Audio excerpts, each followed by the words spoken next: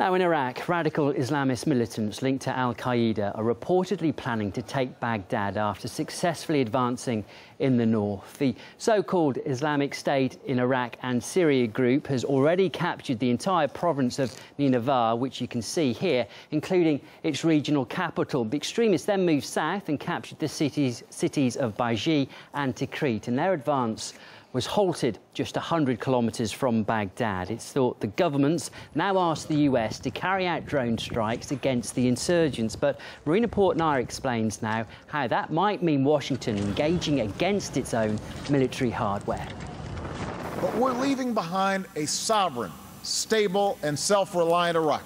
2.5 years later, the people America left behind are running away, fleeing for their lives. Around 500,000 people have already escaped from Iraq's second city, Mosul, after the ISIL forced the army to retreat. Reports say gunmen have also seized a nearby oil refinery town. Iraq's Prime Minister calling for a state of emergency after hundreds of gunmen took control of strategic parts of the northern city of Mosul. By Wednesday, militants had seized the Turkish consulate in Mosul, kidnapping the head of diplomatic mission and 24 staff members. Some 30,000 Iraqi soldiers reportedly turned and ran as militants from the Islamic State of Iraq and Syria, known as ISIS, moved in, unleashing an all-out assault on the city. They've taken control of hospitals, police stations.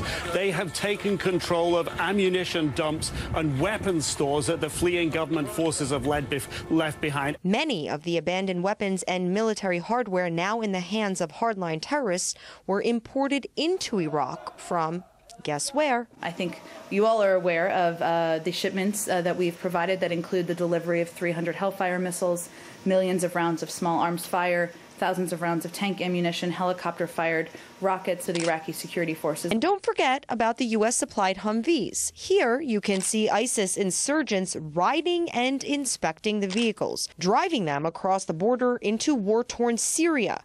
Critics call it an unintended consequence of the U.S. war in Iraq coming home to roost. There weren't any real sizable organized militant groups in Iraq until al-Qaeda of the Mesopotamia arose to fight back at the U.S. invasion. To help the army, we've trained them for 8 years, and that didn't seem to work. Bush dismantled the original Iraqi army after the U.S. invasion, and that's the root of the problem. The U.S. war in Iraq cost Washington close to $1 trillion and the lives of more than 4,500 soldiers. Hundreds of thousands of Iraqis have reportedly been killed while the U.S. was looking for WMDs and spreading democracy. The unified and competent Iraqi military that was allegedly established has buckled. Weapons that were made in the USA are now in the hands of America's enemies, and the country left to fend for itself in a state of crisis.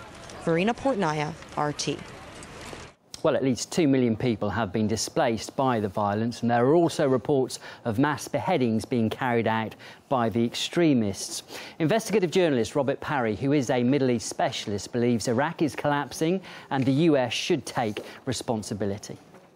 Well, it suggests that the Iraqi military is in decay, that it's beginning to collapse. Clearly, this is a very divided country. In terms of the question of stability or instability, the U.S. invasion in 2003 was the force that shattered this nation.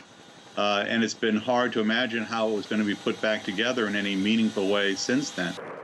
You had even someone like then Senator Joe Biden, now the vice president, suggesting some years ago that the country should be divided in three, that you should have a Sunni section, a Shiite section, and a Kurdish section.